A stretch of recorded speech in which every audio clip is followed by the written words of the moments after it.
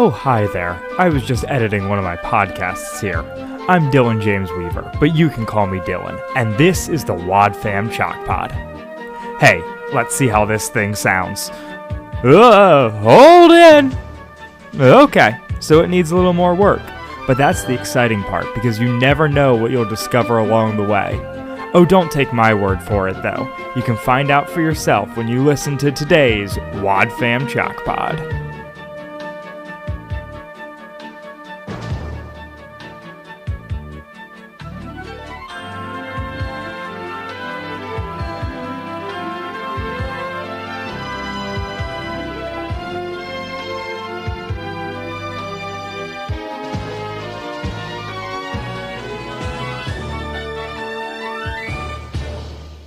Hello and welcome to the Wad Fam Chalk Pod. I'm Dylan Weaver. And I'm Andrew Sabo. And we're here to talk about Adventures in Odyssey Episode 5, Gifts for Madge and Guy.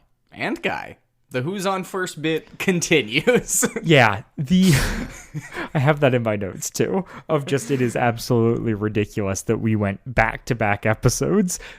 Not that we were covering, but that aired. Yes. These episodes aired in consecutive weeks. This came out December 19th of 1987. And it is just another Who's on First bit. For most of the jokes, minus the cartoon sounds, which are actually very good. Yeah, it's... But we're still in single digits, and I'm loving this territory of Odyssey, because this is some zany, wacky times that that we are in within this show's history. Yeah, that's the fun thing of, like, doing the quote-unquote, like, Connie conversion arc, or whatever, however we want to brand it, is also an excuse to just listen to 12 episodes that aired throughout the first year of Odyssey. Yeah.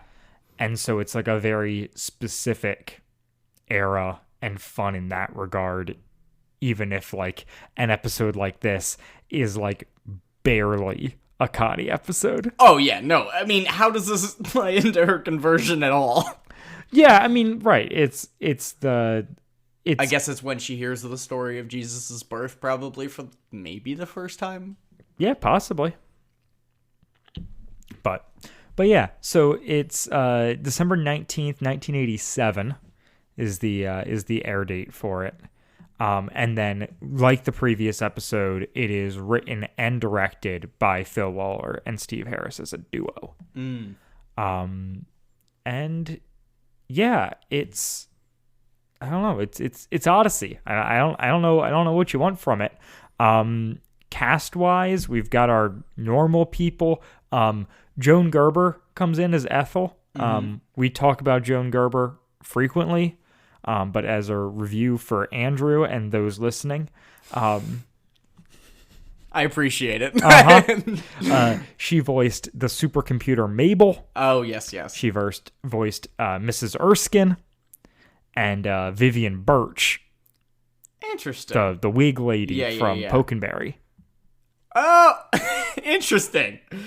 Yeah, gotta love Joan. Yeah, so we've covered a decent number of Joan Gerber episodes, and she's here playing Ethel.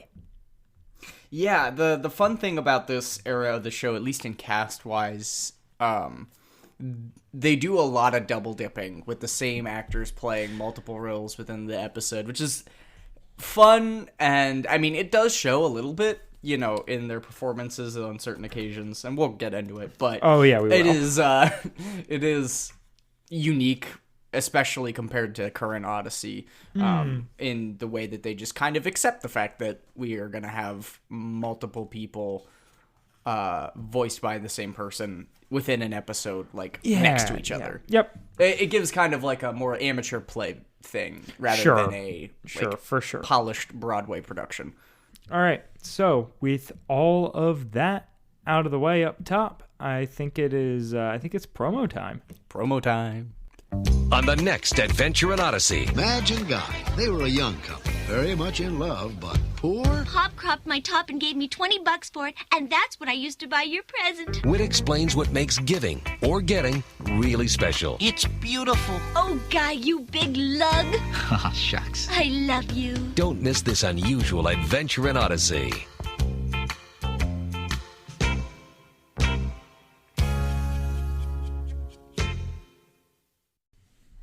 Love the music. Yeah. No complaints. Yeah. Fun. Zany. Good times. Hey, there you go. I mean, what else could you want?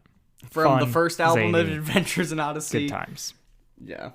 So this episode begins as the previous one did, with an extended Chris intro, where they're talking about thankfulness and Christmas, and it's the classic argument of, you know, what is the reason for gift giving? Why do people give gifts? And is it more about giving? Is it more about receiving? They do a little bit with kids giving their dad a present, and he like rolls his eyes because he thinks it's another tie.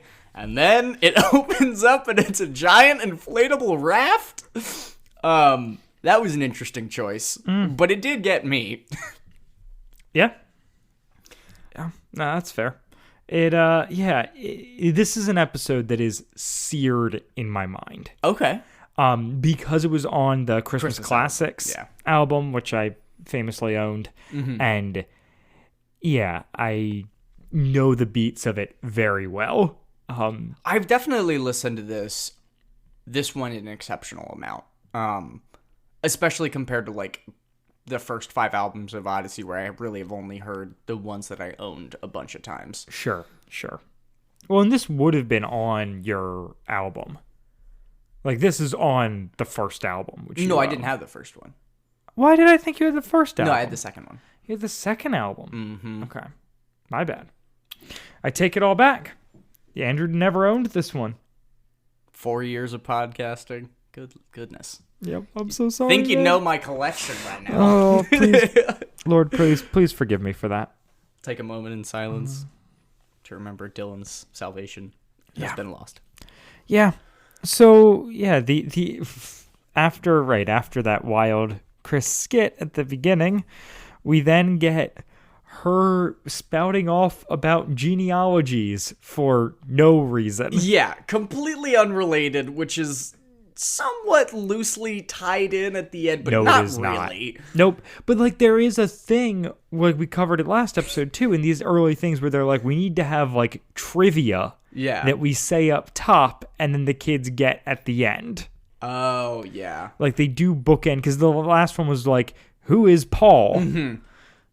It's the who's that Pokemon tactic. Oh, I don't know about this tactic. Famously during like in Pokemon, before they cut to commercial break, they'd show the silhouette of a Pokemon and go, who's that Pokemon? And then it comes back and then it shows you which one it is. Oh. Yeah. It's very hard to guess some of them. That sounds like a fun experience. Oh yeah. But yeah, so it's that. It's Chris Odyssey needing to bookend in trivia that is also kind of the Bible story of things. Mm-hmm.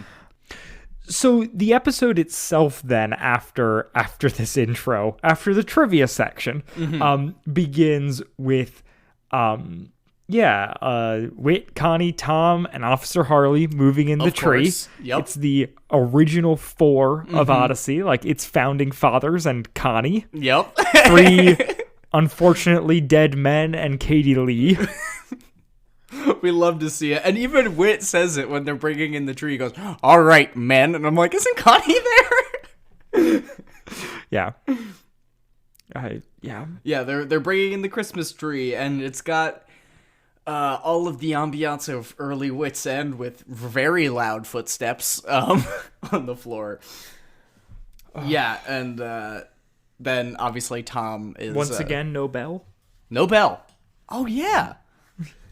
I didn't think about it this time. And maybe I thought that the tree perhaps muffled it.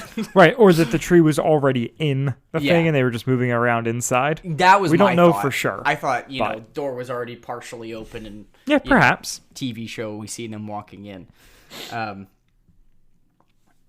Yeah, and Tom is obviously very dismayed at the prospect of having to remove the tree. Yes. In several weeks. I thought we've all had. Yeah. Actually, I am way more annoyed putting decorations on the tree. Then taking them off, but carrying the tree in is way better than carrying the tree out. No, when it's in, it's wrapped up and it's still like fairly lively. When you're taking it out, needles fall everywhere and the branches are like all spread out. But it's way lighter. I guess, okay, so our Christmas trees are not always wrapped up super well. So that might be the differentiating. If it was like super easy Where to do you get your tree that it's not bagged well? Bowser's Tree Farm, right by my house. Bowser? It was Bowser's Tree Farm, yep. That's wild. Mm-hmm. Yeah, it's Bowser's. Yeah. Yeah, you got little like Koopa Troopas putting I would love it. wrapping it up. I mean, no wonder it's not wrapped well. There's little turtle shells sliding around, cutting down the trees. Yeah, no.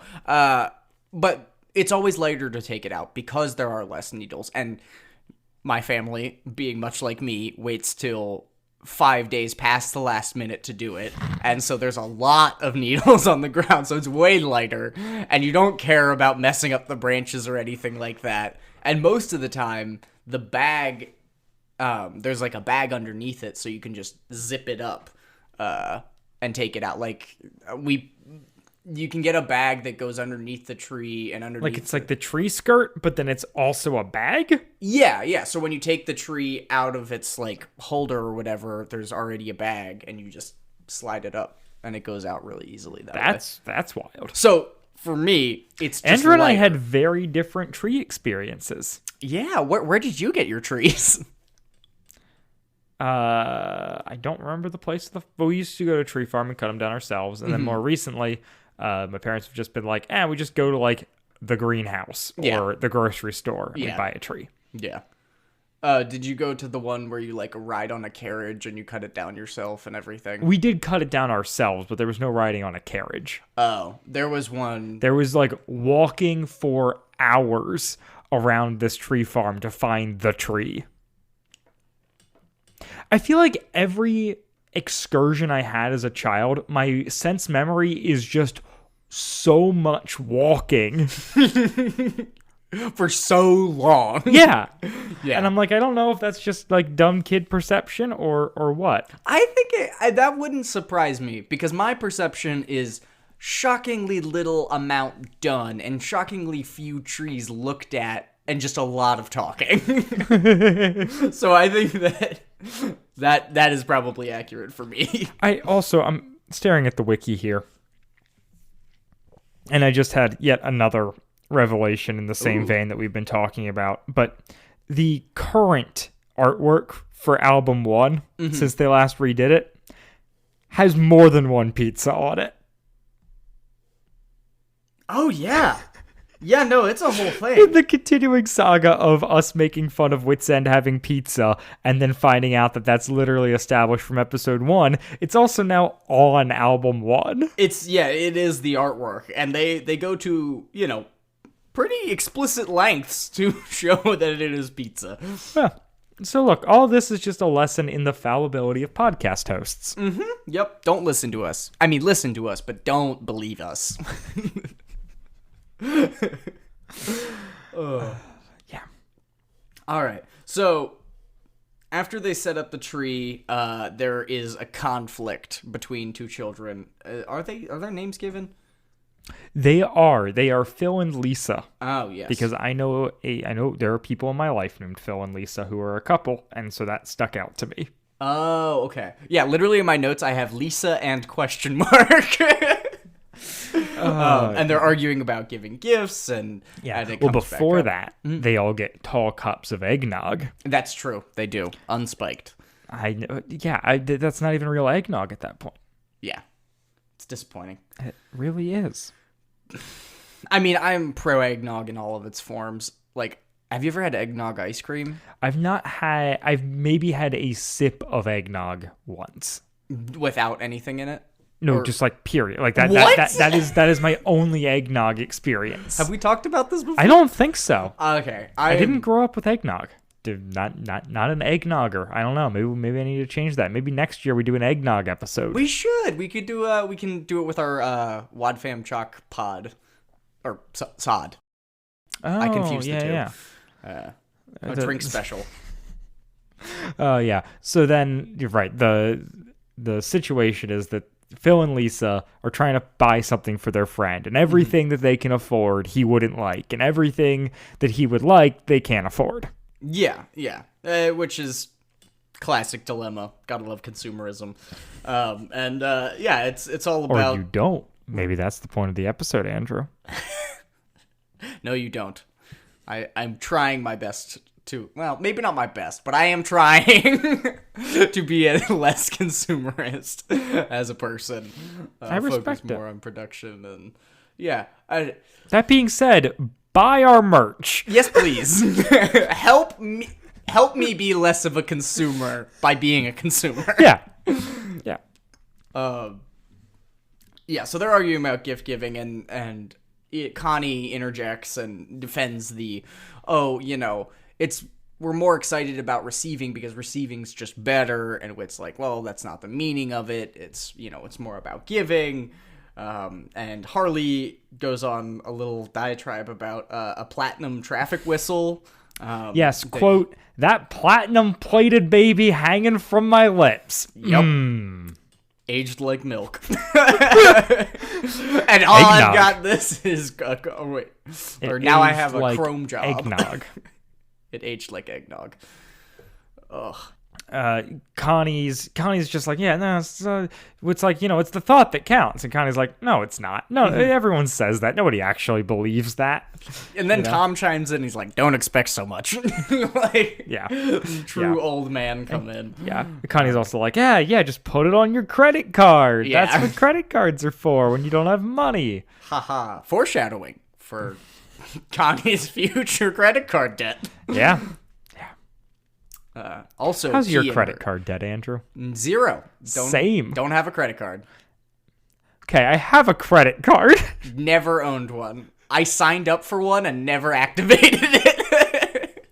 You will eventually need credit. No, I will. But it's like, if I don't have to right now, sure. Why? Sure. And I can accrue credit by paying off my student loans, and that's better. Right, yeah. I also didn't have student loans. There you go. Debt-free since day one. God, I'm so glad there are people in the world like you, and I wish I was the same way. For the record, it's not like I'm amazing or anything. It's just the cards played out right that it worked. Yeah, that's what I'm saying. Like, part of that... You went to community college for a degree that makes good money, and you worked while you did it. Like, you perfectly set yourself up. And I had, free room and board because of my parents, or pretty cheap room and board. Yeah. And also they paid for my car. Mm-hmm. So it's not like, I don't know. I hate that thing of I just pulled myself up by my bootstraps. Nobody helped me. And I'm a self-made man, and I'm like, no. I'm a very, very fortunate person. Yeah. Oh yeah. And to the tune of my college debt, it is greatly reduced because I live in, I have free room and board. I commute, and my parents help me out with it. So, shouts out to commuting. Yeah, and parents. And parents. I know you're listening. And Madge and Guy, wherever you are. Oh man. So the idea here is what's look. The problem with Christmas these days is that most people would rather be the givey than the giver. But, he's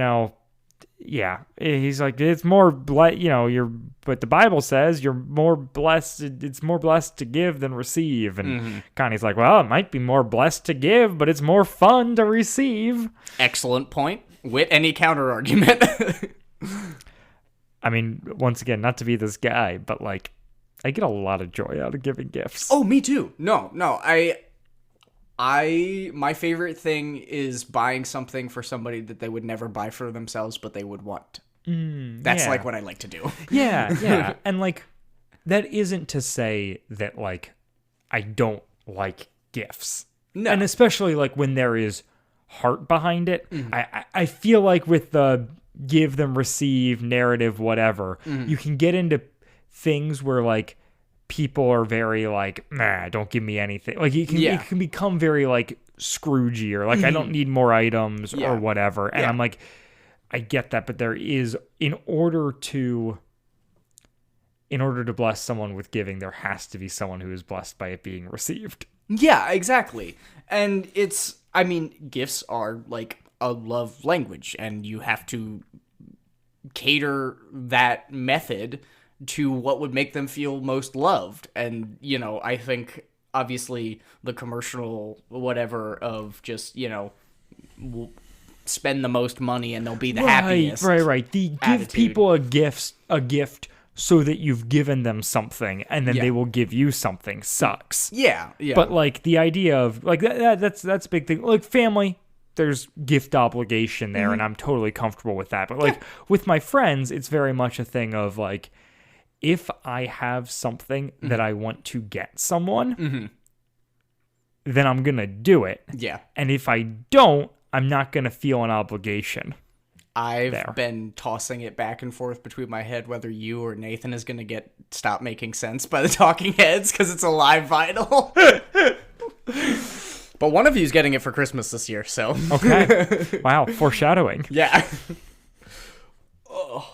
If I could get my hands on it.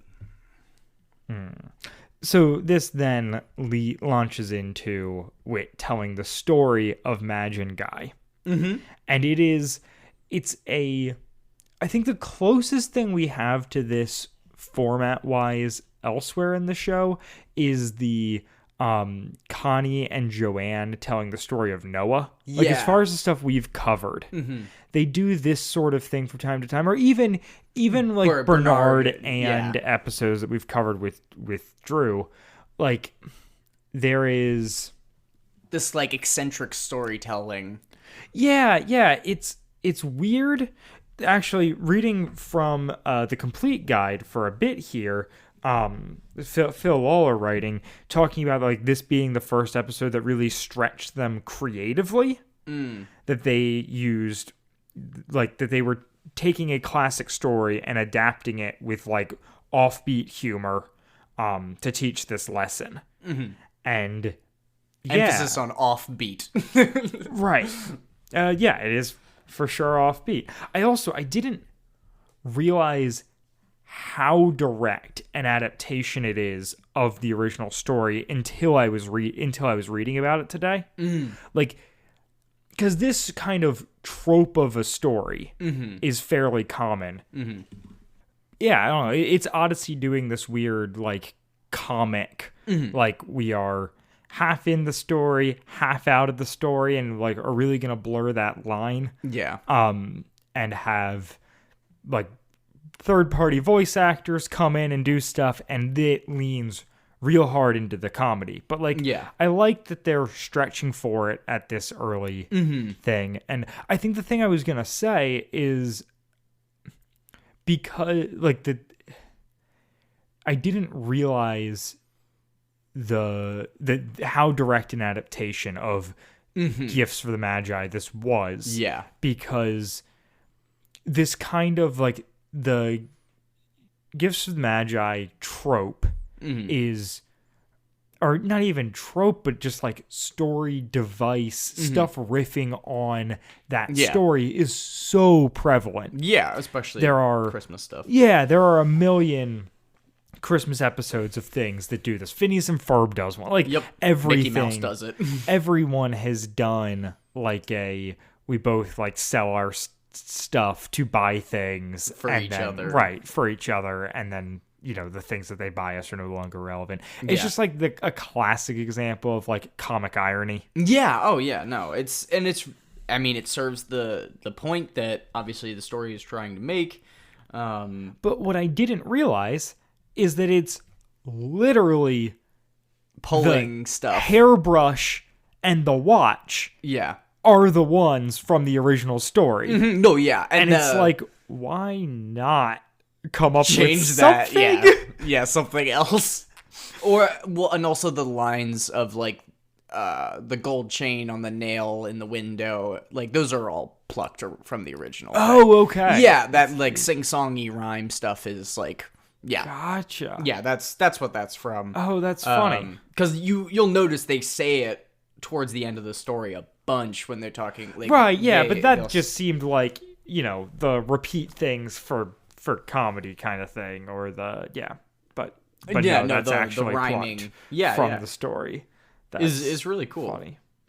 Yeah, but it's fun, and there's not. Yeah, we can't go beat for beat through this because Because it's just talking it's a about farce. jokes. Yeah, yeah. like. But I will say there's a line reading here that has stuck out to me since the dawn of time listening to this episode, which is Wit saying they were a young couple, very much in love, but poor? Anyway. But poor? But poor? Like the way his voice goes up there, I don't understand what he's doing. Well, when he married Jenny, he inherited an entire country. But poor? But poor? Like it's There have never very been a much single in love, poor. but poor. Like it's truly the performance of that line where I'm just like, what are you doing? Interesting. Okay, But- House Smith. Yeah, exactly. Maybe he wasn't as familiar with the tropes as we are. And maybe it's a bad take. Maybe it's bad direction. Like The running whatever. gag about this, the sold porch is good. Yes. I really like that. They sold their porch to pay for the electrical bills. Right, they did this whole like we sold this to pay for this because Madge is talking to her friend Ethel who Yeah. comes over and it's just this like we sold the blank to pay for the blank, we sold the blank, and then it ends in the like she walks out. Ethel walks out and like falls out the door. Yeah. And it's like we sold the porch to pay the electrical bill. Yeah, and she stays in the hole. Right. Yep. She's just there the rest of the episode, which is fun. And the Chris is the voice of Madge, and then Will Ryan is Guy. And it's There's a lot of fourth wall type jokes.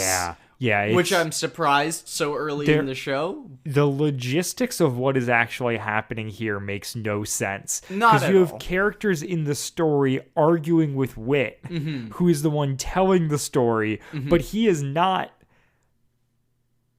There is no like if Wit's telling the story, then Wit is doing all the voices to the kids, and he's Yeah. arguing with himself, and And he's breaking the crumbles. fourth wall to the children. Like I think Odyssey does better. I honestly, I would. You said like I'm surprised they're doing all this breaking and stuff this early on. I think it's because they're this early on that they're doing it. Yeah, is like they have the jokes they want to tell, but they don't know how to structure them in a way that like works. Yeah. And so it like they will go on obviously to create a bunch of like narrative devices in which they can do this. Yeah. Like you can pull this sort of story off in a kid's radio. Yeah. Which is like why they created that as a format, is so they could do this kind of humor.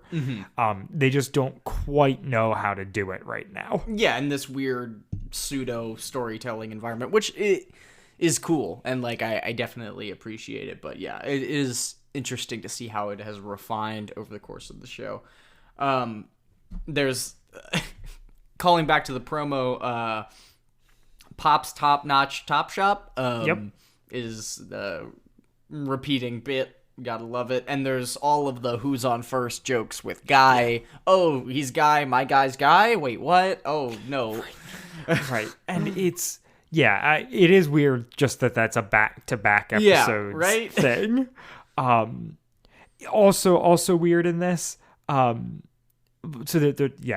the premise is like their only valuables are her hair and a pocket watch, and like she sells the hair to buy a chain for the pocket watch, and he sells the pocket watch to buy a brush for her hair, and like but it's fine because like they love each other, and that's what was shown here. Yeah. The wildness of the fact that the original story, she was selling her hair, is so funny. Yeah, and that they didn't change it, and that this is just... Like that, but that feels like selling your hair feels like the comedic heightening. Yeah, And that's it's fair. the original. No, yeah. Well, because it was written so long ago, and, like, selling your hair was a thing, and it meant something. I mean, it was written in 1905. Was selling your hair a thing?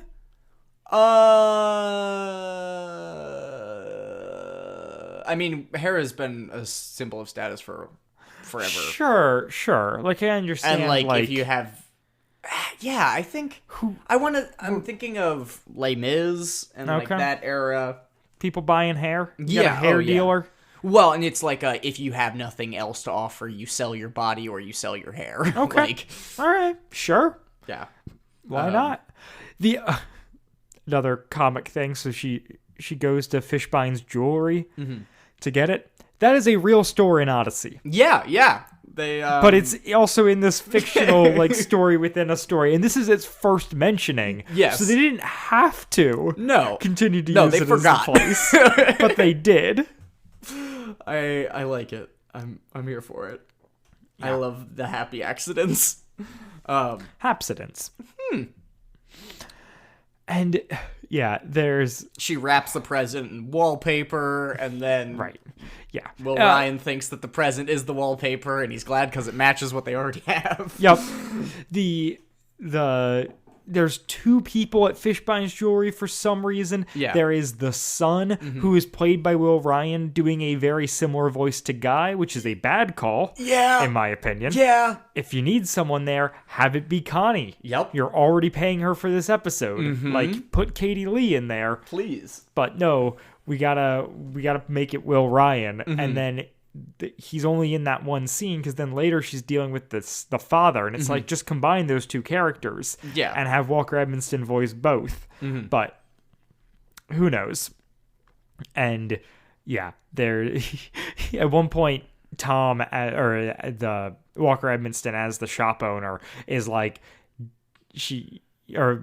Wit goes like, she arrived at the shop after it's closed, and she's like banging on the door, and he goes like, didn't you hear the narrator? We're closed. Yeah. Go away.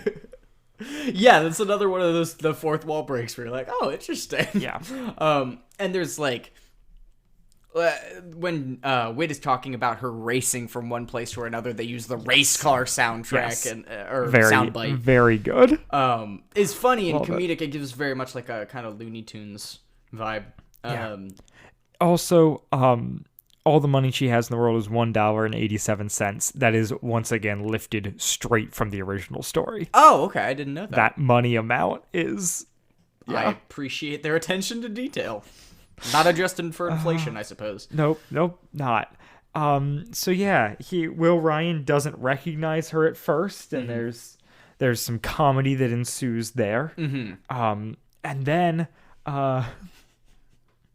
he whips out presumably an anchor. Like Right, what? yes. What kind of chain is he keeping his watch on? Comically big chain. Yeah. Very, very funny. But he says the line of "I'd love you even if you looked like Yul Brynner." Yeah. So Who is that? he is an actor who is like famous for being bald. Oh, okay. But, and herein lies my confusion growing up. The Disney movie Cool Runnings about the Jamaican bobsled team. It's a classic. I haven't seen it. Andrew hasn't seen it. Please Great continue, movie. though. There is a character in that movie called Yul Brynner. That is not the actor Yul Brynner yeah. that this is referencing. In fact, Cool Runnings came out after this episode. Yeah. But I saw Cool Runnings so many times, and that And- character is bald. Yeah. It's probably, that character I'm sure is also a joke about the actor Yul Brynner. But I thought that, Odyssey was making a Cool Runnings joke. not even that, Andrew. I thought, because Cool Runnings is based on a true story, I thought the bobsled guy in real life was so famous that Odyssey was making a reference to him. Oh. Wow. The mental gymnastics of a 7-year-old. Look, when two of the most important things in my life are Adventures in Odyssey, and Cool Runnings. This is bound to happen. Yeah, when there is a crossover, we go as hard as possible. Also, Cool Runnings, very good. I should watch it. It's on Disney Plus, man. Yeah. I've stared at it several times and considered it, but I haven't done it. Maybe tonight. Maybe tonight's the night. I'll get a pizza and watch Cool Runnings. It's fun. It's light. It's a Disney sports movie. It's exactly what you want. Pair it with Miracle, you'll have a great time. Never or the seen Mighty Miracle. Ducks. Or Mighty Ducks. Dude, I mean, there you go. Triple feature. I don't want... Winter sports movies made by Disney. Miracle is like actually a great film. Yes. Cool Runnings and Mighty Ducks are like perfect for what they're trying to be. Yeah. The sequels, however. The Mighty Ducks 2. I stand by D2, the Mighty Ducks. I haven't seen the third one. I've seen D2 more than I've seen the original Mighty Ducks. It's good? I think I've seen the original once. I've seen D2 a bunch. I have a lot of nostalgia for D2. D2 has the line that I think of on a regular basis, which is the Greenland has lots of ice and Iceland is rather nice.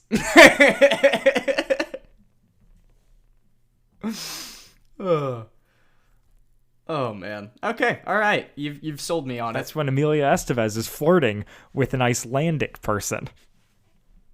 Gotta love it. She says that to him, but you know. Does it go over well? I mean, they chuckle about it or whatever. I don't know. The movie probably doesn't hold up, but I remember it fondly. Anyways, so yeah, that's my Yul Brynner bit. Yep. Well, and the story is pretty much over in the sense that they both realize what has happened, and they're like, "Oh, I love you, kiss, kiss, kiss, kiss." Yep. An Odyssey. We hear it.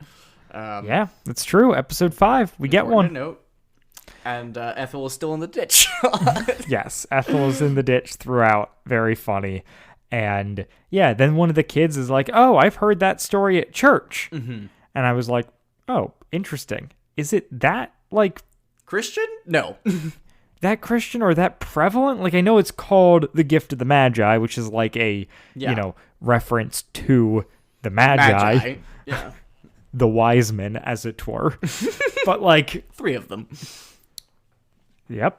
Well, 3 gifts. We don't know how many wise men. True. Thank you for clarifying. Mm-hmm. Bringing gifts of gold, frankincense, myrrh, and a pen and pencil box. Amen. Wait, what's that from? Odyssey. Oh, okay. It's Mandy putting on a play or something. Or no, it's the Jimmy's radio show. Maybe. Oh yes. Did we covered that one? Yep. Yeah. Wonderful. But yeah, it's and so then they go to light up the Christmas tree, as previously mentioned. So there is a million kids laughing in the background? Yeah, they seem to have flocked. like sharks to chum. Yeah. And then It starts making race car sound effects, and everybody just puts down their ice cream and comes over. Right. And yeah, we end with the heartwarming, incredibly charming 3 dead men and Katie Lee singing "Oh Come Let Us Adore Him." Started by Tom, which I'd never heard that sing. Like, I've never heard him sing. It's really good. It's really sweet. It is really beautiful, and like you hear... Yeah. I mean, Tom was obviously a character that only had one voice, but especially with Whit, hearing his original voice singing with Connie and everything like that it's and Will Ryan. Sweet. And Will Ryan, of course, as Harley, who is actually good at singing. Mm-hmm. Well, yeah, Will Ryan, talented singer. Mm-hmm. Talented dude. Miss him a lot. Yeah. Pour one out for once. I know. I do feel like we should try and get Katie Lee on the pod before we lose her. Like as the last episode is what we're covering. Oh, our last episode. I was just gonna say as the last original cast member of Odyssey. That's fair. Still with us. I don't want to miss that window. No, certainly not. Although she's pretty she's not terribly old. No, but I mean neither was Will Ryan. True. All right, yeah, we'll get to work on that. Maybe we have to branch out. Like, is she TikTok? What does she do? Her and I have had some interactions on Facebook and Instagram. All right. But- Yeah.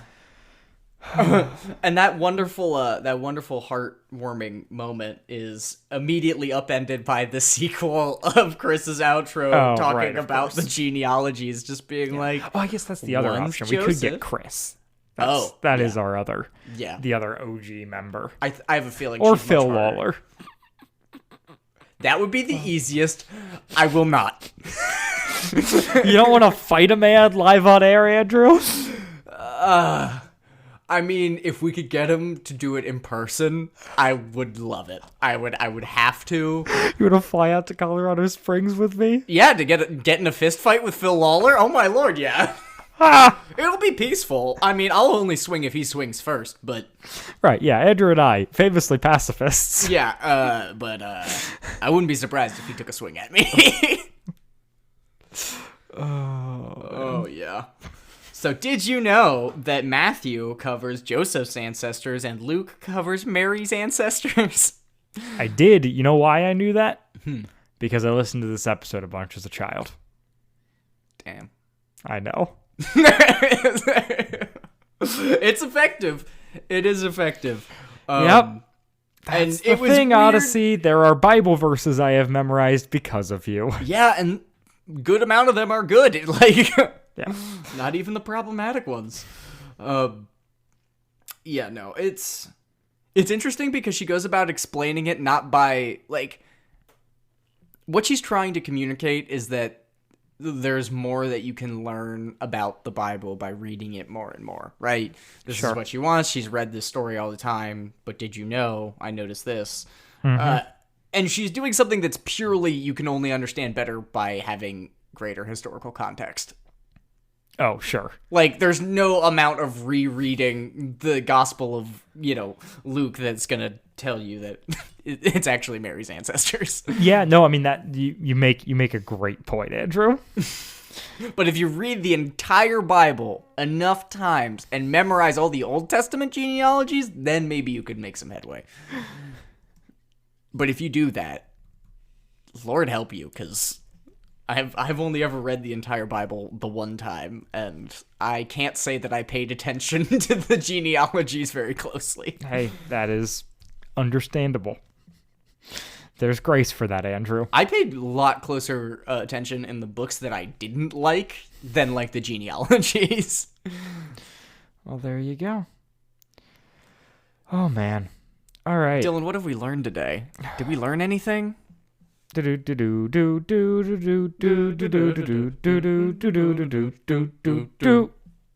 learned that we can do that somewhat in sync. That's nice.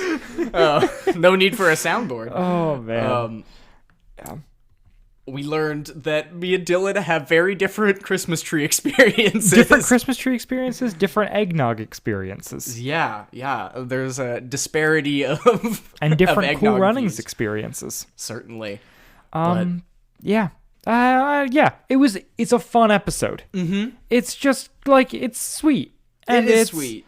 quick, and I don't have a lot to say other than like, yeah. I think it does what it's trying to do pretty well. Yeah. And it's not trying to do a ton. It's not trying to reinvent the wheel. And obviously it is kind of rough around the edges in certain respects. But I think that contributes to its charm. And I think that, what we're left with, more than 30 years after it came out is, like a really good 23 minutes about the story of Madge and Guy and about kind of gift giving and everything like that. Yeah. So it's No, cool. fair. Feels good. Yeah. Anything you want to plug this week, Andrew? I don't have anything to plug. Do you have anything this week, Dylan? I mean, I've already plugged Cool Runnings. I think I'll True. just continue to, hang out on the Cool Runnings train. Pray for Ukraine. Presuming that's still a thing when this comes out. Yeah, yeah. We're banking ahead, but also It's Yeah. not good. Yep. And if Wit would have any advice that I can give that's pretty confident as what he would say, he would say pray. So, yeah. definitely. Just think of Andrew Sabo as your wit. No, please don't do that. Whatever you do. I am a goofball on the internet, no more, no less. Oh, man. And with all that being said, we will be back next week talking about episode 7, Promises. Promises. Bye, guys. Bye. WadFam Chalk Pod is a presentation of the Lidditz Podcast Co-op. This show is a fan podcast and has no official affiliation with Adventures in Odyssey or focus on the family. As such, the copyright is ours under Creative Commons. Follow the podcast at WadFamChalkPod on Twitter and Instagram, or email us at wadfamchalkpod@gmail.com. Gifts for Madge and Guy is hosted by Dylan Weaver and Andrew Acebo, and edited by Dylan Weaver. And I'm Nathan Haverstick, hoping you'll join us again next time for more of the WadFam Chalk Pod.